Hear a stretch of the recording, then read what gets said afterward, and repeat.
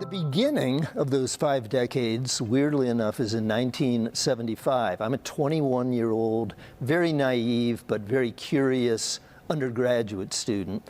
And my professor for a course in abnormal psychology had read Helter Skelter about the Manson case, and I had read it as well. So I stayed after class one day and talked with him.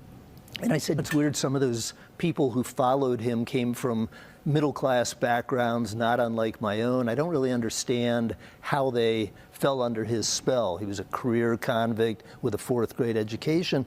And my professor said, have you ever thought about writing to them? And I said, no, never.